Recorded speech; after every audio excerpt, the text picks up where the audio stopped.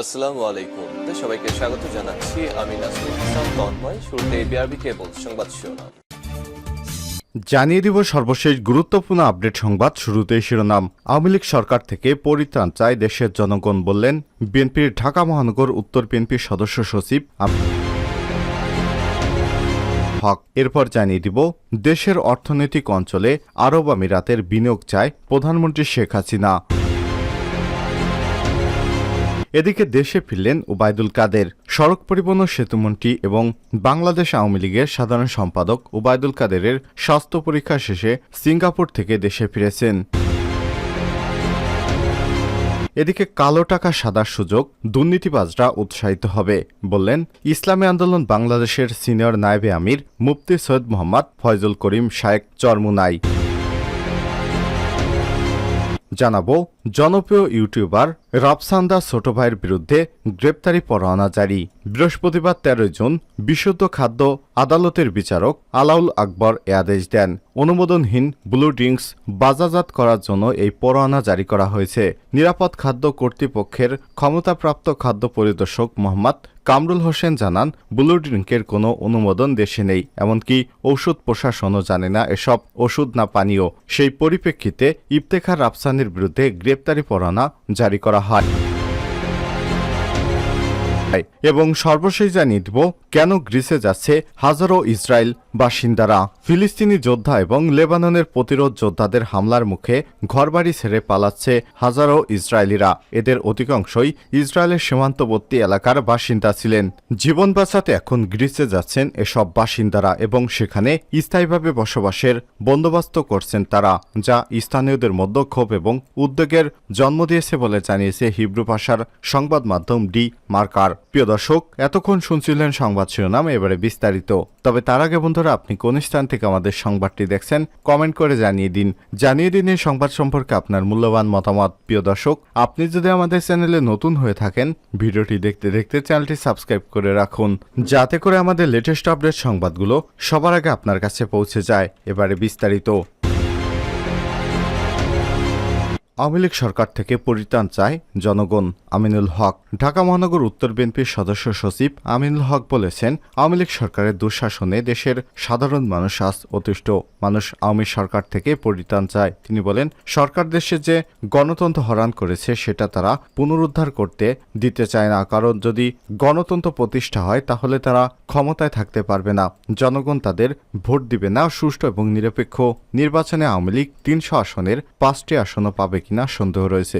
বৃহস্পতিবার ১৩ জুন দুপুরে ঢাকার পল্লবী ২ নম্বর কমিউনিটি সেন্টারের সামনে ঢাকা মহানগর উত্তর তাঁতি দলের উদ্যোগে অসহায় এবং দুস্থদের মাঝে ঈদ উপহার সামগ্রী বিতরণ অনুষ্ঠানে প্রধান অতিথির বক্তব্যে তিনি এসব কথা বলেন। আমিনুল হক বলেন, সরকার সারা দেশে বিএনপির লাখ লাখ নেতাকর্মী নামে মামলা দিয়েছে। ২০১৪ সাল থেকে শুরু করে ২০১৮ সাল, সর্বশেষ ২০১৯ সালের ২৮ অক্টোবরের পরে লাখ লাখ মামলায় বিএনপির ২৫ থেকে ২৭ হাজার নেতাকর্মীকে নির্বাচনের আগে গ্রেপ্তার করেছে। এর উদ্দেশ্য হল তারা আমাদের বিএনপির নেতাকর্মীদেরকে গ্রেপ্তার করে কারাগারে বন্দী রেখে তাদের সে তথাকথিত নাটকীয় ডামি নির্বাচনের মাধ্যমে ক্ষমতা ধরে রেখেছে। এজন্য তারা দেশের রাষ্ট্রীয় সম্পদগুলো, রাষ্ট্রীয় যন্ত্রগুলো ব্যবহার করে বিদেশি প্রভুদের সহায়তা নিয়ে আজকে তারা রাষ্ট্রীয় ক্ষমতায় টিকে রয়েছে। কিন্তু বাংলাদেশের জনগণ জানে এই আওয়ামী সরকারের ন্যূনতম কোনো মূল্য নেই। এ সময় তিনি বলেন, আওয়ামী সরকার বাংলাদেশের মানবাধিকার ধ্বংস করে দিয়েছে, ভুলণ্ঠিত করেছে। আজ সাংবাদিকেরা কথা বলতে পারে না, মানুষের বাক স্বাধীনতা নেই, সমাজে কেউ সত্য কথা বলতে পারে না, সত্য কথা বললেই তার নামে মামলা করা হয়, চলে অত্যাচার নির্যাতনের স্টিম রোলার। আমিনুল হক বলেন, বাংলাদেশের মানুষ ২০১৪ সালের সেই তথাকথিত নির্বাচন দেখেছে, ২০১৮ সালে রাতের অন্ধকারে ভোট দিয়েছে, ২০২৪ সালের ৭ জানুয়ারি নাটকীয় ডামি নির্বাচন দেখেছে। কিন্তু বাস্তবতা হচ্ছে ২০২৪ সালের ৭ জানুয়ারির যে নির্বাচন, সে নির্বাচনে বাংলাদেশের মানুষ ঘৃণভরে প্রত্যাখ্যান করেছে। তার প্রমাণ কেউ ভোট দিতে কেন্দ্রে যায়নি, কারণ এই নির্বাচনের মাধ্যমে এদেশের মানুষ বুঝিয়ে দিয়েছে তারা আর আওয়ামী সরকারকে ক্ষমতায় দেখতে চায় না। ঢাকা ঢাকা মহানগর উত্তর তাঁতি দলের সভাপতি শামসুন নাহার বেগমের সভাপতিত্বে এবং সাধারণ সম্পাদক এম এ হান্নান খানের সঞ্চালনায় প্রধান বক্তার বক্তব্যে তাঁতি দলের কেন্দ্রীয় আহ্বায়ক আবুল কালাম আজাদ, পল্লবী 2 নম্বর ওয়ার্ড বিএনপির সাধারণ সম্পাদক মোহাম্মদ মামুন সহ বিএনপি এবং তাঁতি দল ঢাকা মহানগর উত্তরের বিভিন্ন থানার দায়িত্বশীল নেতারা উপস্থিত ছিলেন। দেশের অর্থনৈতিক অঞ্চলে আরব আমিরাতের বিনিয়োগ চায় প্রধানমন্ত্রী।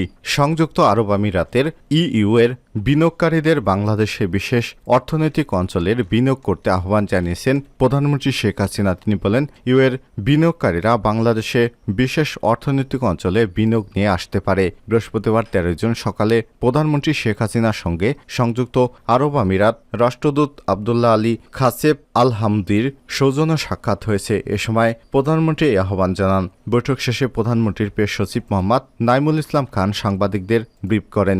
এ সময় তিনি বলেন, সংযুক্ত আরব আমিরাতের রাষ্ট্রদূত প্রধানমন্ত্রীকে আশ্বস্ত করেছেন তারা বাংলাদেশ থেকে জনবল নেবেন যাদের জন্য চাকরি অপেক্ষা করছে।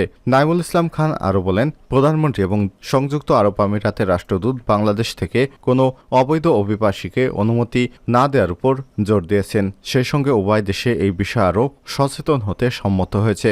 বৈঠকে সংযুক্ত আরব আমিরাতের রাষ্ট্রদূত বলেন, সংযুক্ত আরব আমিরাতের কিছু মন্ত্রী খুব শীঘ্রই বাংলাদেশ সফর করবেন এবং তারা বাংলাদেশের সঙ্গে সম্পর্ক আরও গভীর করার নতুন উপায় খুঁজছেন।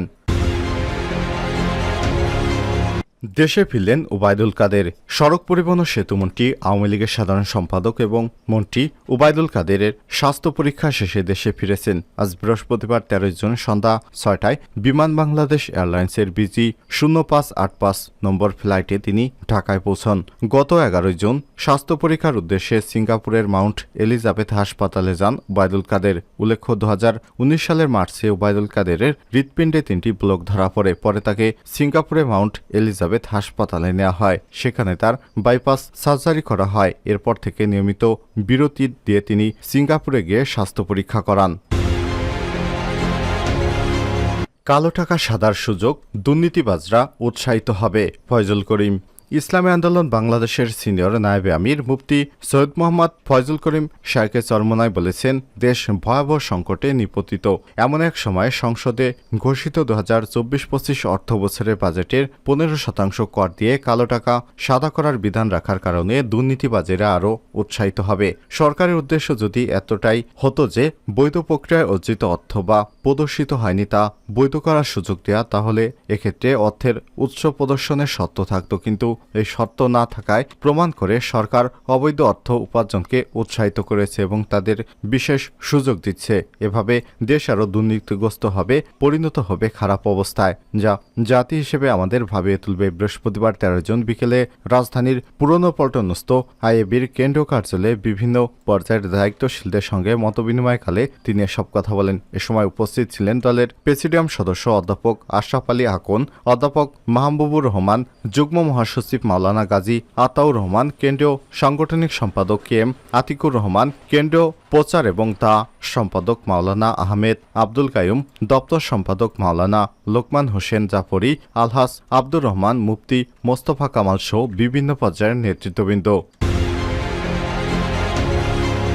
রাফসানের বিরুদ্ধে গ্রেপ্তারি পরোয়ানা জারি। কন্টেন্ট ক্রিয়েটর ইফতেখার রাফসান ওরফে রাফসান তার ছোট ভাইয়ের বিরুদ্ধে গ্রেপ্তারি পরোয়ানা জারি করেছে আদালত। বৃহস্পতিবার 13 জুন বিশুদ্ধ খাদ্য আদালতের বিচারক আলাল আকবর এ আদেশ দেন। অনুমোদনহীন ব্লু ড্রিঙ্কস বাজারজাত করার জন্য এই পরোয়ানা জারি করা হয়েছে। নিরাপদ খাদ্য কর্তৃপক্ষের ক্ষমতাপ্রাপ্ত খাদ্য পরিদর্শক মোহাম্মদ কামরুল হোসেন জানান, ব্লু ড্রিঙ্কসের কোনো অনুমোদন বাংলাদেশে নেই, এমনকি ওষুধ প্রশাসনও জানে না এসব ওষুধ নাকি পানীয়। সেই পরিপ্রেক্ষিতে ইফতেখার রাফসানের বিরুদ্ধে গ্রেপ্তারি পরোয়ানা জারি করা হয়েছে।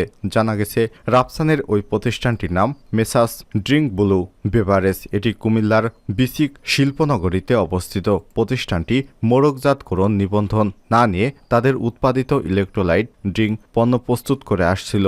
কারখানাটিতে কোনো পরিমাপ যন্ত্র ছিল না, যার ফলে এখানে হাতে করে ড্রিঙ্কসগুলো বোতলজাতকরণ করা হচ্ছিল।